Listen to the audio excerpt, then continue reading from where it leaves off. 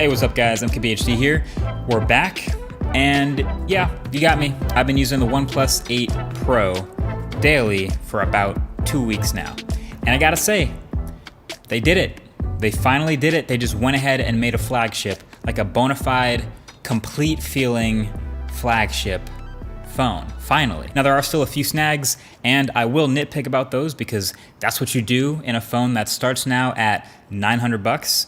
But still, nevertheless, really happy to see them finally commit to something like this, and it's been a long time coming. So today, as you may have seen, OnePlus launched their newest, highest end phone. It's the OnePlus 8 Pro, taking yet another step up in the ladder of their phones getting slightly more expensive every year. But alongside it, they also dropped the OnePlus 8, which is sort of more like a premium mid-range phone that starts at $699. So that will be its own separate video that'll come out later once I fully daily drive this phone, switch to it, give it that treatment. That's gonna be a tough video to make without all kinds of reflections, but definitely subscribe to see that video first when it comes out. Hit the red button below if you haven't already. That's coming up. But until then, we're talking about this guy, the 8 Pro, the flagship. So the bleeding edge high-end specs shouldn't be a surprise when we see a new OnePlus phone. I mean, beside the fact that they slowly tease out all the specs the weeks leading up to the phone's launch, it's kind of what they're known for, you know, placing what feels like the highest end, best available specs for the highest end performance all in one phone. And we still have a very familiar OnePlus design and experience here too. They still have their logo on the back, and still things like the alert slider that I'm surprised more phones haven't copied yet. Still Oxygen OS, one of my favorite clean Android skins with all of its features. But wait, stop, pause. What have the nitpicks always been with OnePlus phones? One is that their cameras are always just not quite measuring up to the flagships. And two, that they always tend to leave out these sort of fringe features that don't feel essential but still feel like you should have them if you're going to claim that you're a flagship. Things like wireless charging and IP68 certification. Well, guess what they finally went and added this year? An improved camera, wireless charging, and an official IP68 water and dust resistance rating. Finally. But you know what? Let me start from the top with the new design for the OnePlus 8 Pro. You can see it here. I really like a lot of it. The new matte finish and this blue color are pretty sick. I don't have a lot of matte blue phones, but this one is nice. It's punchy and clean, so it's easily my favorite blue phone. And this finish is nice. It doesn't really show too many fingerprints. Of course, you can also grab this ultra matte teardown skin from our channel sponsor dbrand, which also feels great. And you can see the wireless charging coil in the back. Plus, it's also got a few Easter eggs hidden in the design, which are pretty dope. But anyway, yeah, the shape of the phone is boxy, which I've always really liked. Plus there's this new little design accent ridge into the top of the phone. So generally I think it's one of the absolute better looking phones out there. But I still get to nitpick because, like I said, a $900 phone, that's what's gonna happen. And this camera bump, while it's not as ugly as some of the others out there, it still is pretty big. Like, it's annoyingly rocks on a table big for sticking out of the phone that much, so I gotta point that out. But again, you can put a case on it and get rid of that. Then you get around to the front, and you're looking at the new display, which is an upgrade to pretty much all of the ways that count, but also technically a slight downgrade too. So this is a 6.78 inch, 1440p, 120 hertz AMOLED display, and it's really, really good. OnePlus and DisplayMate say it's their most color accurate display ever, you know, the best A+ they've ever given, etc., etc. They're kind of starting to sound a lot like DxOMark at this point. Look, I believe you. The color's great, the calibration's great, but what I notice more often is, number one, it's definitely a lot brighter than last year, which is sweet, and then of course the flagship feature for 2020 for all these new flagships, which is the smooth 120 hertz refresh rate plus 240 hertz touch sampling rate, and it is awesome. I've been looking forward to this. Couple specifics on it. One, yes, it does let you run both high refresh rate and high resolution at the same time, and that's exactly what I've been doing. 1440p at 120 hertz at the expense of battery, but you know, live your life. Then yes, it is technically a variable refresh rate, so even when you have it set to 120 hertz, just like last year, it will step down to 60 hertz occasionally when you're just sitting around not doing anything, or if you're on a home screen, or if you're in some app that won't use that, like Waze or Google Maps or Snapchat or a game or something. Then yes, there is still an optical fingerprint reader underneath that screen. It doesn't appear to be any bigger or faster, but still fairly reliable for me. And yes, the edges are still curved over both sides. And this is my least favorite feature of this display. I still get accidental touches. Like, really, I realize the idea is it looks cool and it's edgeless and futuristic, but I think it's time to slow that down. And I think Samsung's perfected that balance this year between curving the glass a little bit and still having a flat working surface with no accidental touches. So, just saying. And also by now, from all these beauty angles of the screen, certainly you've noticed that hole punch camera in the top left corner for the selfie shooter for the OnePlus 8 Pro. Hot take, the pop-up camera was better than the hole punch, and this is a downgrade. Like, I get that the pop-up camera was a moving part. I was the first to point that out. A moving part in a phone is always a part to pay attention to, but we haven't had any durability problems with them for the past 2 years we've seen them in phones. And of course, having that part hidden inside allows you a fully uninterrupted screen with no hole punch, and when it closes down into the phone and you're not using it, it's blocked by the rest of the phone, so that's an added security benefit. So it seems like the pop-up camera was the way to go. So why did they remove the pop-up camera and change back to a hole punch? I don't know. Maybe to look a little bit more like the other flagships, maybe to save a little bit of money, maybe to guarantee the IP68 water certification, maybe just a little bit of all these things. Also, side note, I would like to see some of these phones offering 120 Hz screens also offer a 90 Hz mode in between 60 and 120. So we already know we can step down to 1080p to save battery life. I think it would be nice to be able to step down to 90 Hz to save battery life too. Just an idea. Some of the gaming phones have done this already, but I want to see more flagships doing it too. So there's a free idea. So all of the OnePlus 8's internal specs are high-end. Top-end, Snapdragon 865, 8 or 12 gigs of fast LPDDR5 RAM. It's that super fast UFS 3.0 storage. And the battery also gets an upgrade because on top of all that, it's a 5G capable phone with a 120 Hz big display. So you get a 4,510 milliamp hour battery. It's not the biggest battery in the world, but for me, it did just fine. Like I said, I've been using the phone with my high brightness, high GPS use at 1440p, 120 Hz, and I've been getting to the end of the day pretty comfortably. I could kill this phone in a day, and I've noticed that, but if I didn't want to, I would step down to 1080p, and I would save a lot of pixel pushing and a lot of battery, and that's a nice backup to have. Generally for me, I'm talking about like a 6-hour screen on time for this phone, 6.5 hours. If you want to reference back to other videos, that's really good.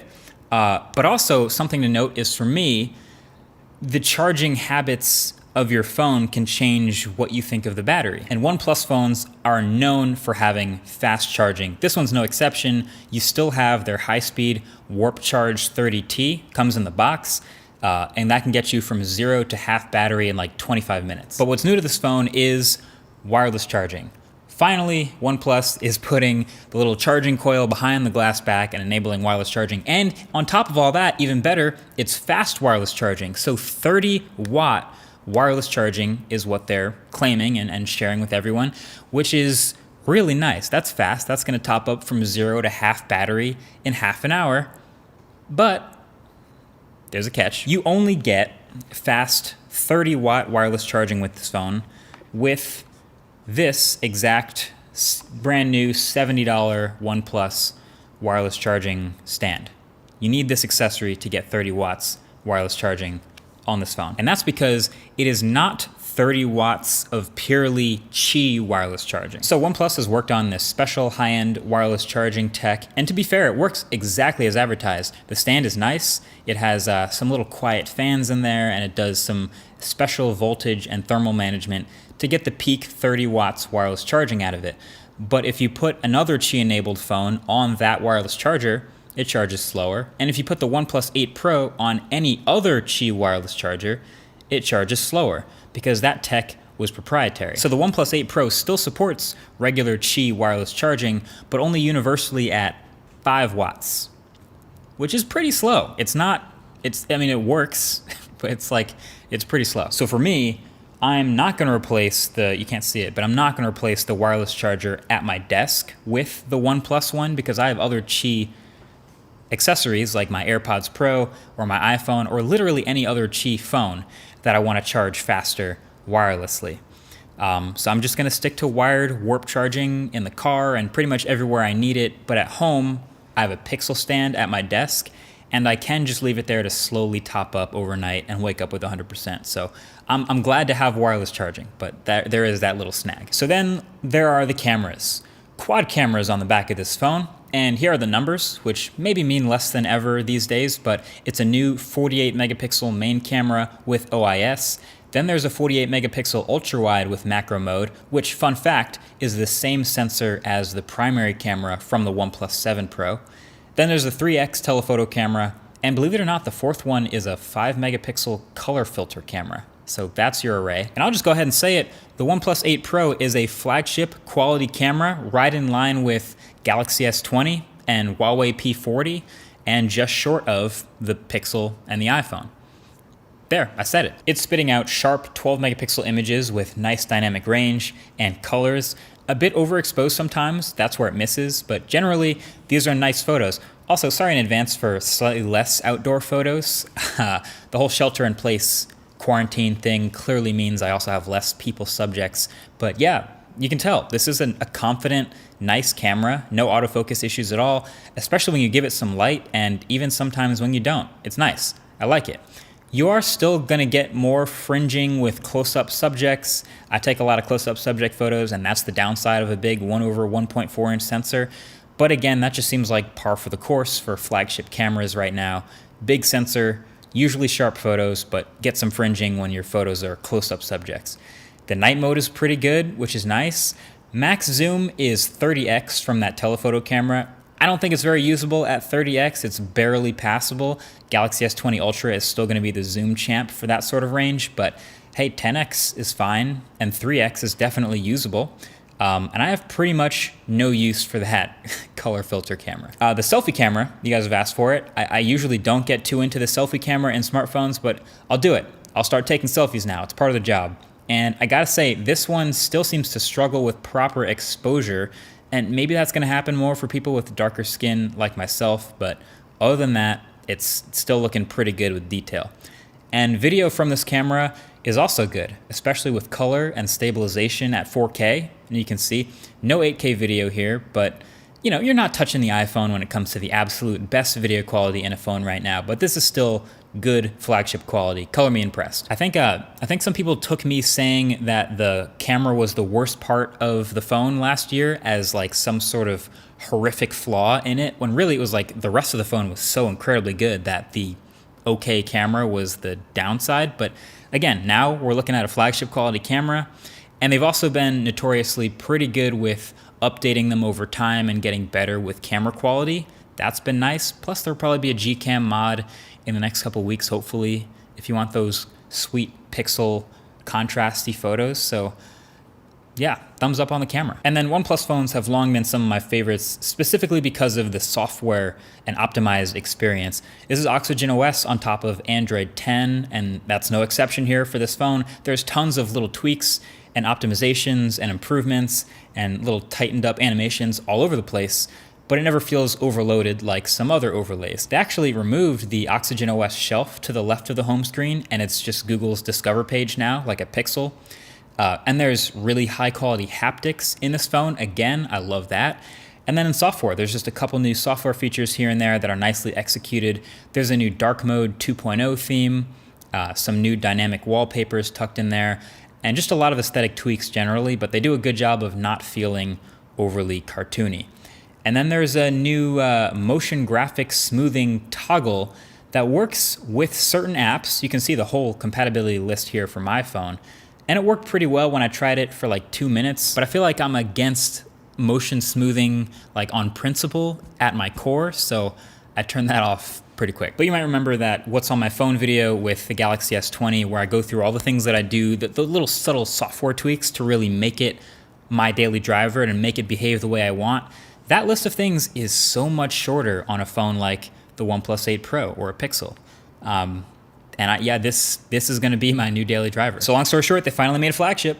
They finally did it. They're charging flagship money, and they're offering pretty much everything a flagship would in a bona fide, complete, kind of predictable feeling way, but still, it's what we were looking forward to. Matter of fact, let me put my predictions down for the OnePlus 8T Pro. That'll probably come out in like 6 to 8 months. You're probably looking at Snapdragon 865 Plus, maybe a little extra RAM, probably faster charging, faster Qi wireless charging. I also think maybe they could use a little bit of a darker coating on the selfie camera up in the corner, and maybe a special McLaren edition phone, and that's it. But in the meantime, this becomes one of the easiest phones to recommend, period. Even though it's the most expensive OnePlus phone ever, which is a nice headline to write, it still undercuts a lot of the other flagships that it's now at feature parity with. And I think this is definitely the one you should pick of those. Either way, that's been it. Thanks for watching. Catch you guys in the next one. Peace.